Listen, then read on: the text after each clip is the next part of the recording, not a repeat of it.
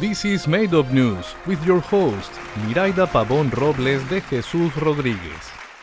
Good evening, folks. I am Miraida Pavón Robles de Jesús Rodríguez para servirle a Dios y a usted, and this is News I Made Up.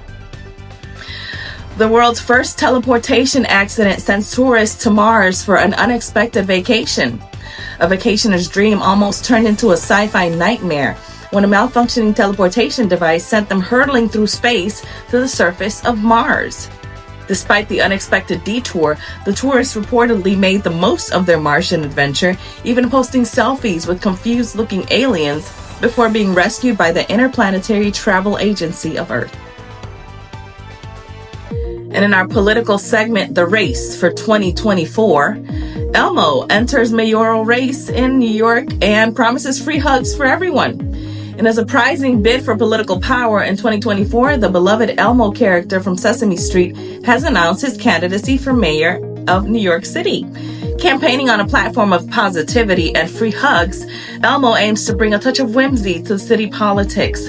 Critics question if his qualifications are any good, but supporters argue that his infectious enthusiasm and trademark giggle make him the perfect candidate to lead the city into a brighter, cuddlier, less asshole-filled future.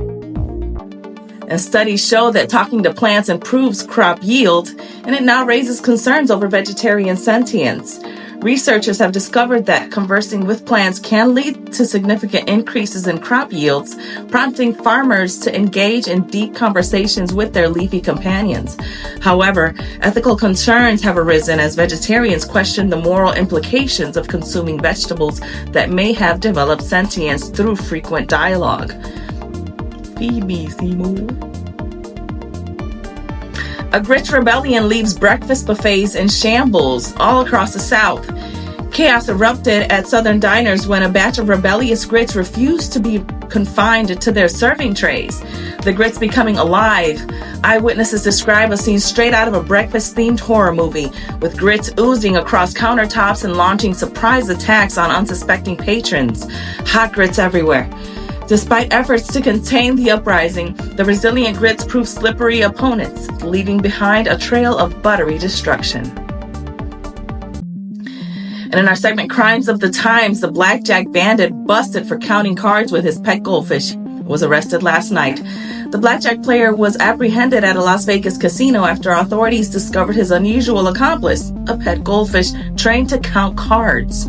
Surveillance footage captures the subject discreetly whispering card values to the fishy partner, who would then perform a synchronized dance routine to signal the optimal bets. Despite their impressive teamwork, the duo's luck ran out when casino security caught on to their fishy business. And for our last story, Pigeon Toe, Pennsylvania bans the use of smartphones, and citizens rediscover the lost art of face-to-face conversation.